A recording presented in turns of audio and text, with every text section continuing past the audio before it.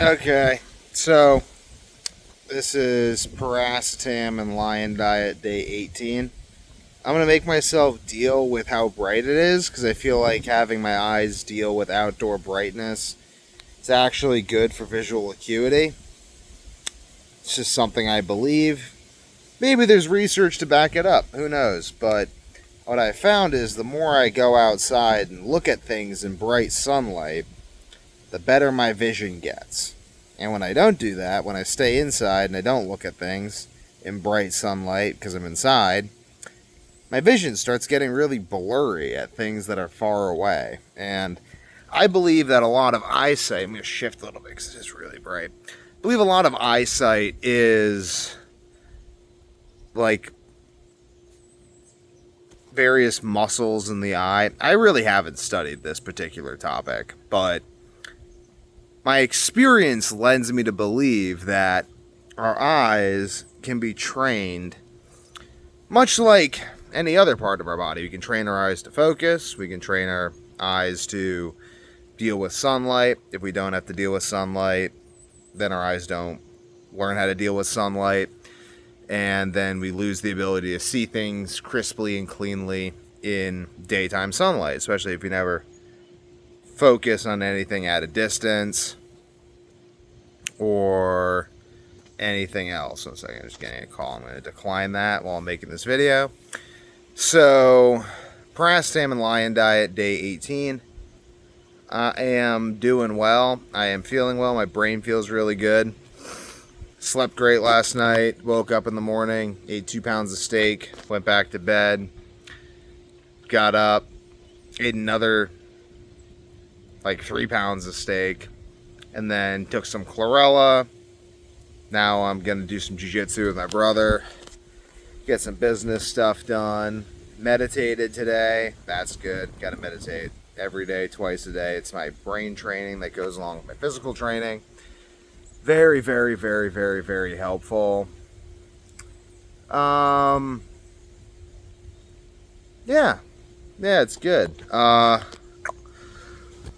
was talking to my dad earlier today about a video I made, and he was just chatting about the entire experience of me having insomnia and sort of like what I make of it.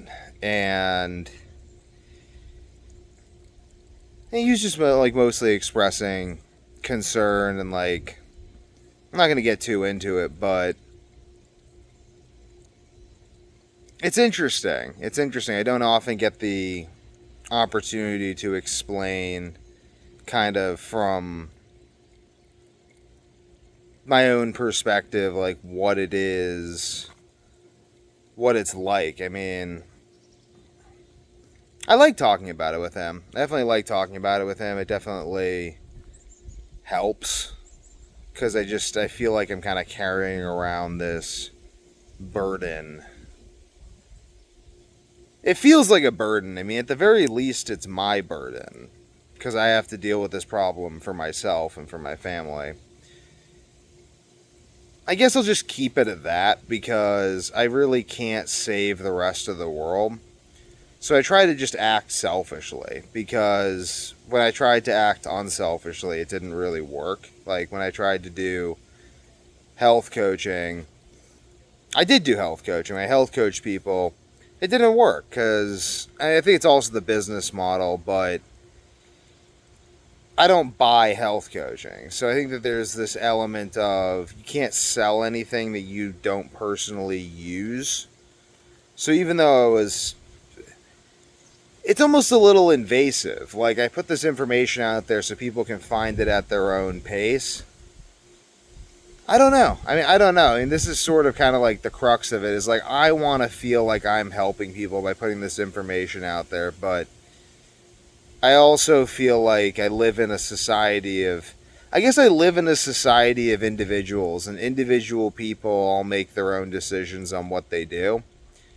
And if people decide that they're going to watch my videos, then I'm going to make them videos that people will get something out of. But I really can't see it as my responsibility to teach people how to not die from insomnia and related disorders, because I can't teach anyone anything against their will. And there there isn't a line of people who are lined up wanting me to teach them this stuff. I mean, there could be if I put effort into getting a line of people, but then once I have them there, now I'm their teacher, and now they're like, you're responsible for making sure I learn this. I'm like, hold on. I expect you to be as determined as I was and am to solve this. Like, this only works if we are both equally determined to solve this problem. And a lot of people, I think, have the issue with determination. So, I don't know. I mean, there aren't really any corporate companies that want to hear what I have to say, because corporate companies don't actually care about getting people healthier for the most part. I mean, maybe they do, but it's weird. Like, I've had fatal insomnia and I survived fatal insomnia. Like, am I the only person who survived fatal insomnia? Seems like I am. So, wouldn't people be interested to know how I did that? No. They either don't believe me, don't care. I don't really know. I don't know what people think. Like, I really don't know what people think. All I know is that people are fairly predictable. Got this little pimple thing going on right there. What the heck is that?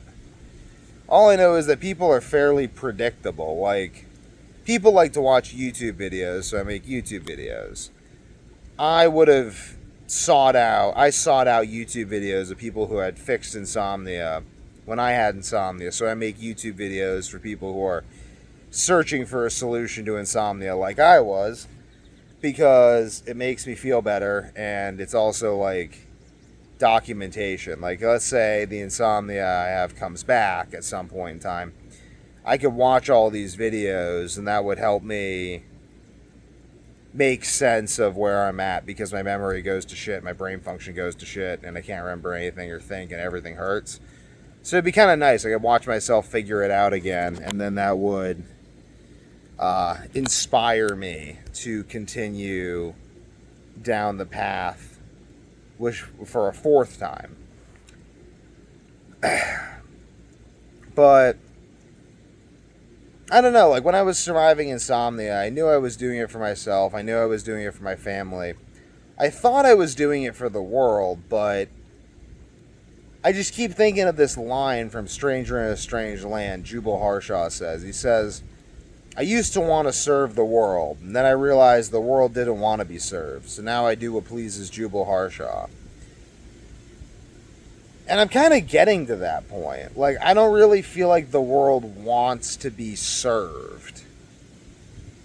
I just don't get that impression as someone who's really tried to help people quite a bit. Like, I don't feel like people want to be helped. I feel like people are largely resistant to that which would do them good. I mean, there's people in Lion Diet Facebook groups, though, who, I guess, like, it's like someone once asked, what's the main impediment to enlightenment? And I think Eckhart Tolle said that people don't really want to be enlightened. So the main thing that makes people become enlightened is at some point they reach a point where they just want the pain to stop. I think that's why I'm here, maybe. Like, I make videos for people when they reach the point where they just want the pain to stop. You can watch my videos, and I'll teach you how to make the pain stop. Or at least I'll teach you how I made the pain stop. And then you can basically learn a lot from that. I have a course that I'll link down below on how to fix insomnia. Helped a lot of people. It's hard-fought information. You won't get anywhere else. Pay for this information with my very sanity, and it's a free course, so I mean, I got my sanity back in the end, arguably, but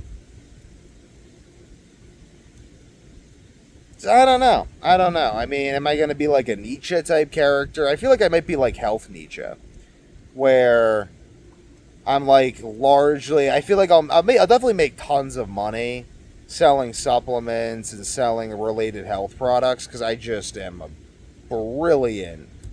I'm great at making stuff that people want, like because I want stuff. So I make stuff that I want, and then if I can make something that's high enough quality that I want it, you bet your bottom dollar that other people are going to want it too because I just like quality things. So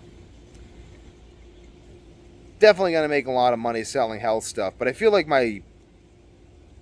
the real heart and soul of what I'm pushing here, of what I'm sharing, of what I'm working my way through mentally, I feel like that's just going to go over everyone's heads, honestly. Though there are individual people who do comment on my videos and they're like, wow, you've helped me so much. And that, honestly, I find that very heartening. But I don't know. I guess I make videos because I like talking. And I like talking because talking is another form of thinking for me. So I'm really just recording myself thinking. Because, God, I'm going to kill this fly at some point. But I'm really just recording myself thinking because I don't know. I like it. I like thinking. I like figuring things out. I want to share this stuff with anyone who benefits from it. Taking 5 grams of Piracetam 2 times daily with 5 grams of choline and a little over 600 milligrams of caffeine. Not taking Adderall.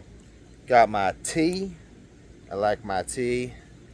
Take my chlorella. Take a lot of salt. I get my sunlight. I meditate. Get my oxygen in, breathing. I let my brain defragment so I don't need to smoke weed or want to smoke weed because smoking weed makes me less sharp.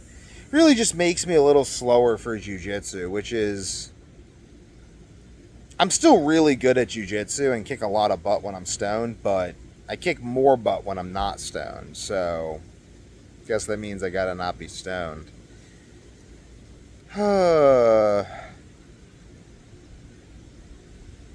I like talking to my dad about it. I want to really make sure that my family stays healthy and that my family doesn't get any health problems because I love my family. I want to spend as much time with them as possible.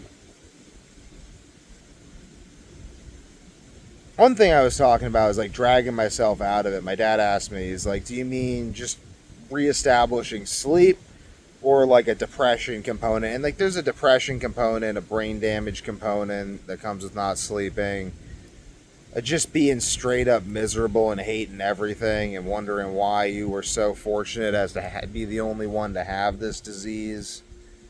Hey, I'm not. I guess there's other people who have died from fatal insomnia, so I'm not that unique.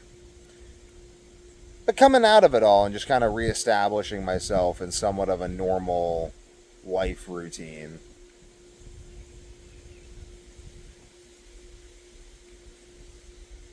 It's beautiful out. It's absolutely beautiful out. I got a gorgeous view. I like that view. It's a great view. I grew up with that view. So there's some point that I'm getting at in this video.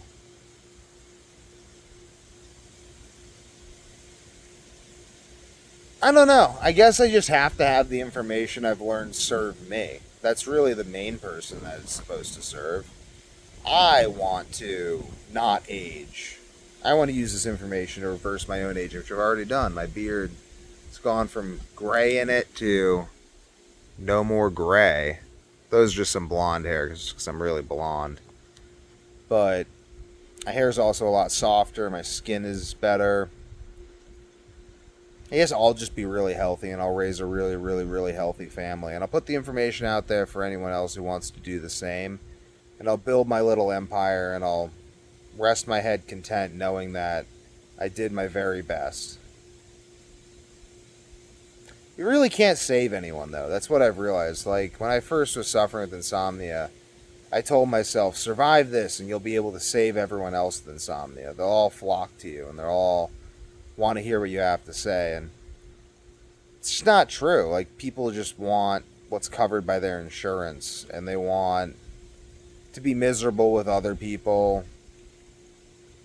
It's a rare person who's had enough suffering to the point where they truly want it to end. Not by suicide, but by actually fixing the suffering. If you commit suicide, you just give the suffering the ability to torment you forever. I firmly believe that.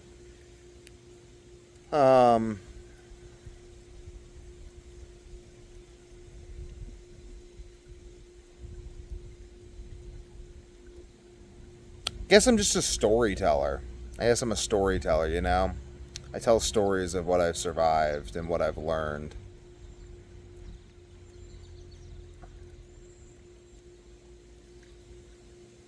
Like, even if you're a doctor, even if I were to become a doctor, I'm still not really helping people.